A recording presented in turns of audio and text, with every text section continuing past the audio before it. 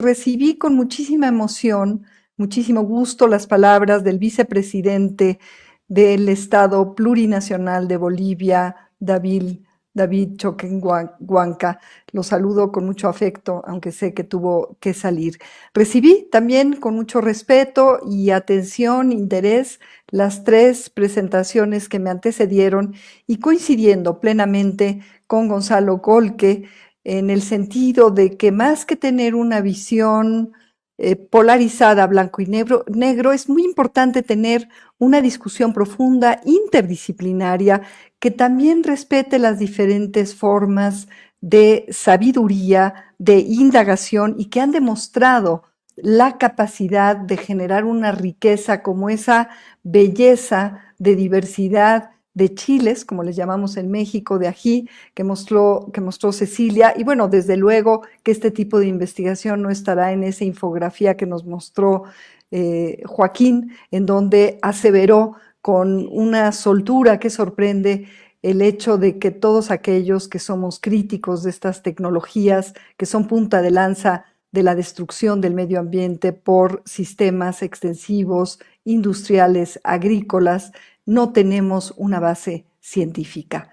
Quiero decirles, para abrir boca, decirles algo, no como directora del Consejo Nacional de Ciencia y Tecnología, puesto que el resto de mi presentación está dirigida a compartirles, hermanas y hermanos bolivianos, cuál es nuestra experiencia y cuál es la situación actual de México ante los transgénicos y la postura del señor presidente de la República, Andrés Manuel López Obrador, ante esta posibilidad de recuperar nuestra soberanía alimentaria, que no solamente la seguridad alimentaria, como lo dejó muy claramente David Choquehuanca.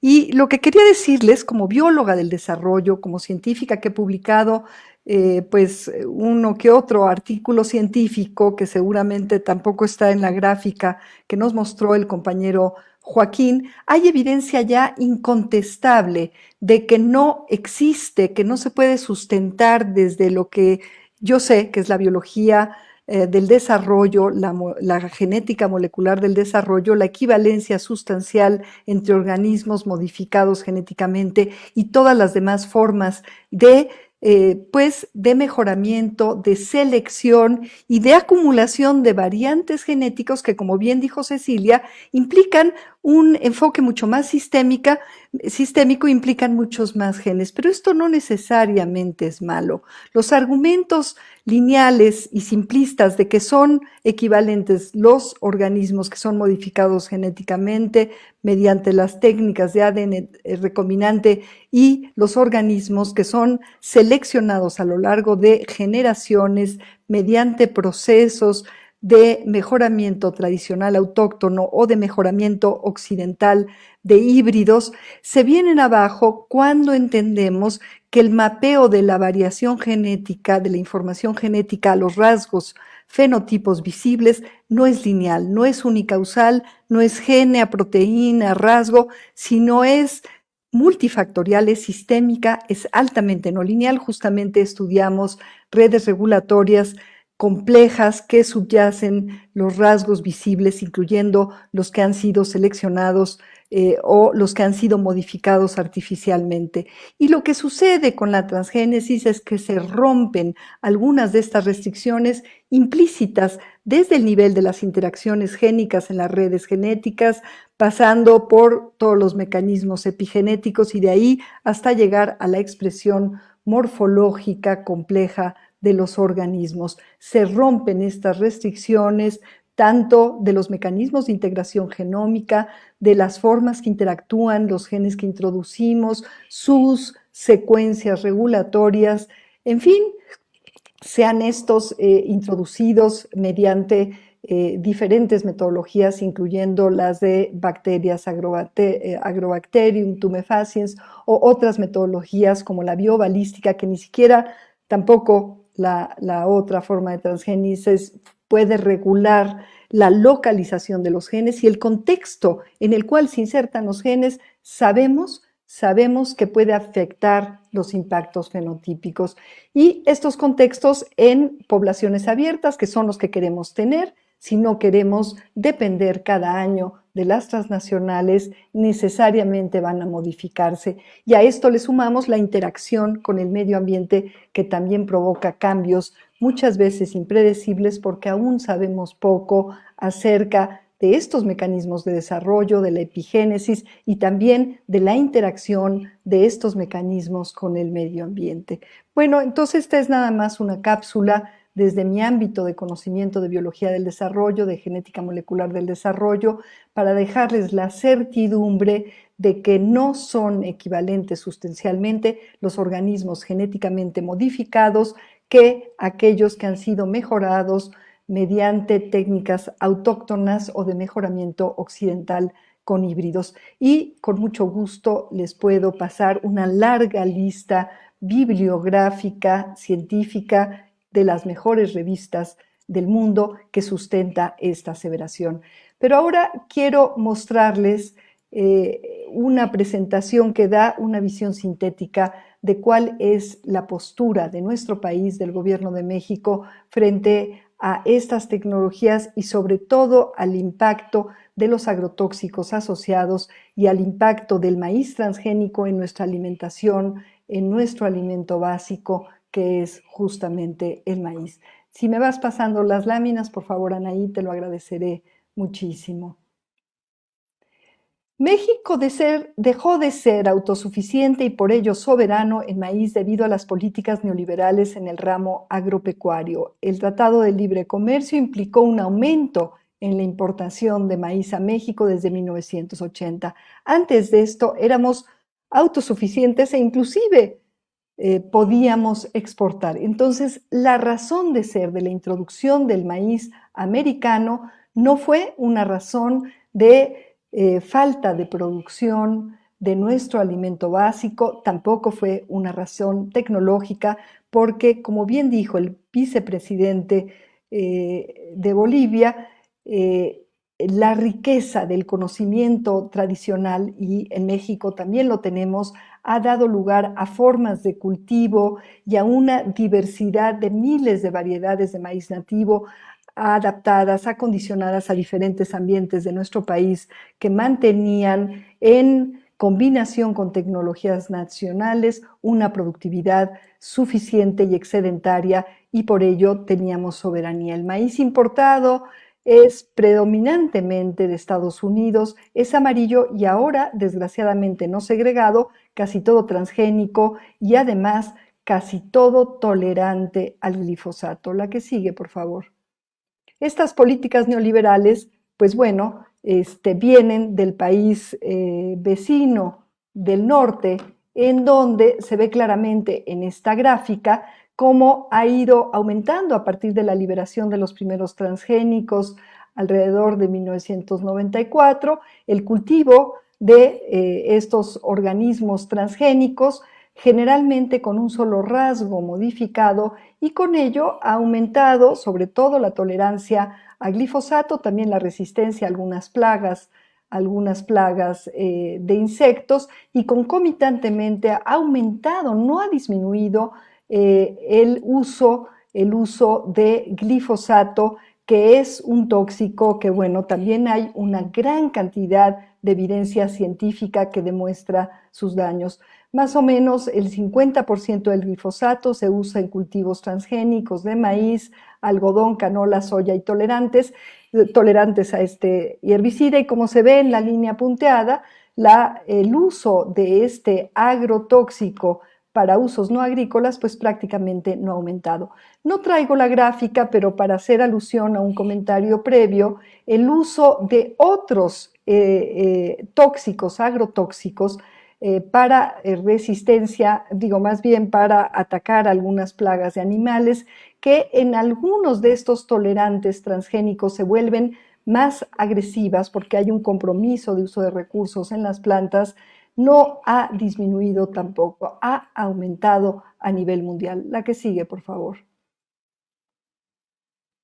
Hay una relación, pues, indisoluble entre los cultivos genéticamente modificados y el glifosato. Hay algunas otras características, pero el 67% de las líneas son tolerantes a este herbicida y el éxito económico de estas líneas transgénicas se debe principalmente a este binomio transgénicos tolerantes a el herbicida y al glifosato. Y es justamente este paquete tecnológico que fue distribuido y anunciado como inocuo en todo el mundo por las grandes transnacionales. La que sigue, por favor.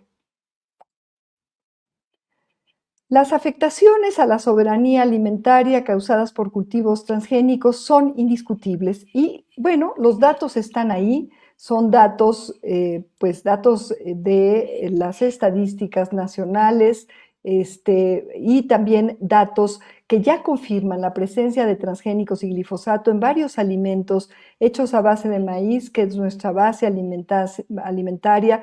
El mexicano promedio consume del orden de medio kilo de maíz diariamente y de una manera bastante directa. Los efectos, por cierto, en salud acumulativos de este consumo crónico y casi directo de estos transgénicos y de este agrotóxico asociado no han sido evaluados científicamente, ciertamente. Es un experimento que pues no tiene controles. Se han detectado transgénicos en 82% de todos los alimentos, 30% de las muestras. Además, tienen de estos eventos transgénicos glifosato y AMPA, que es un intermediario de este compuesto. El 60% de las muestras con transgenes tenían justamente el evento de maíz tolerante al glifosato, el NK603. Este, por cierto, es un artículo científico publicado en 2017 en el laboratorio que yo dirijo, ahora comisionada al CONACYT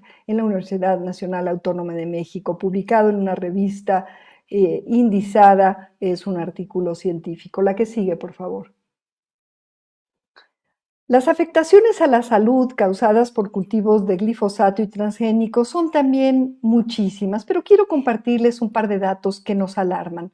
Encontramos, colegas científicos de México en publicaciones también arbitradas, científicas, han reportado que en al menos 2 regiones del país se han encontrado concentraciones, residuos de glifosato en 70% de las muestras de orina de adolescentes y también se han encontrado asociaciones a estos altos porcentajes de prevalencia, de incidencia de presencia de este tóxico con algunas enfermedades como son alteraciones reproductivas en hombres y mujeres expuestos. Se han encontrado en Autlán, por ejemplo, también la detección de herbicidas en fluidos en 100% de los niños muestreados.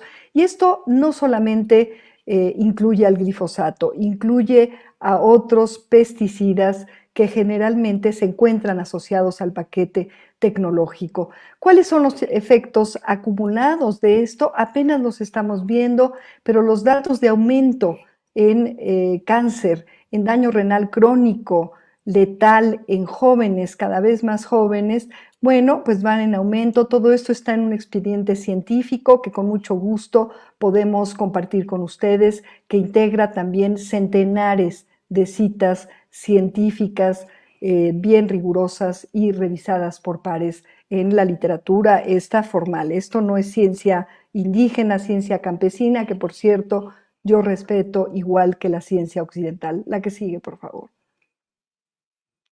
Las afectaciones a la salud causadas por cultivos transgénicos en general se van acumulando. El estrés oxidativo que se ha ya documentado después de alimentación crónica de algunos de estos eventos, de estos alimentos transgénicos, genera daño celular y un mayor riesgo de desarrollar ciertos tipos de neoplasias. Obviamente hay muchas críticas por parte de los científicos que, por cierto, pues ya son un porcentaje muy alto de la comunidad científica que de una manera directa o indirecta están relacionados con los intereses de las grandes corporaciones que a su vez son quienes financian y quienes controlan una gran cantidad de las revistas. Esto también habría que considerarlo en esas infografías que aseguran que una visión crítica ante los transgénicos no tiene un sustento científico y una visión entusiasta en favor de los transgénicos sí lo tiene. En fin, hay una gran cantidad de evidencias que también podemos compartir con ustedes con muchísimo gusto, que no solamente se refieren al glifosato, sino que se refieren probablemente al impacto que aún no se entiende a nivel de mecanismo que pueda tener una alimentación crónica y directa de alimentos que han sido modificados genéticamente con diferentes tipos de inserciones. Los estudios generalmente, obviamente, son hechos de manera experimental en animales, pero hay también estudios epidemiológicos con datos muy sugerentes. La que sigue.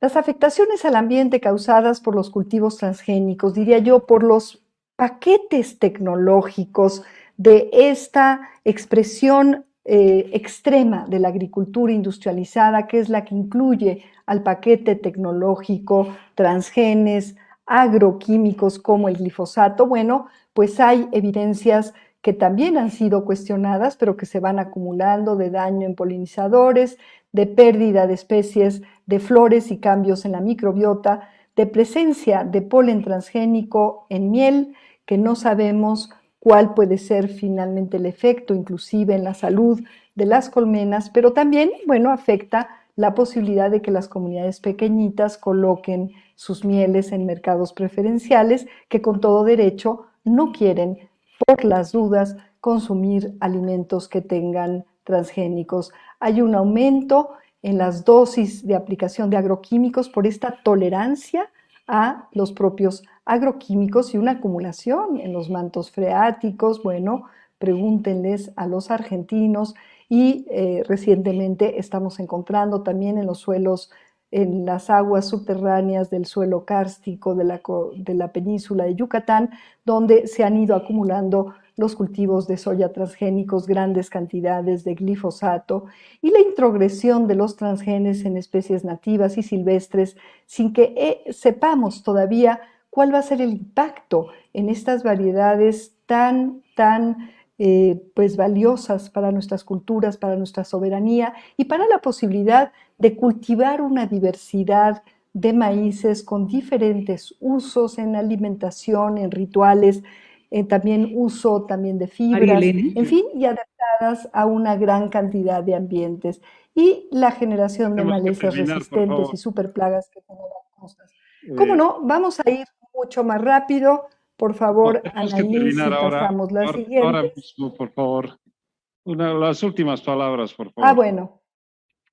Bueno, podemos ir a la última transparencia. Obviamente hay afectaciones a la soberanía alimentaria.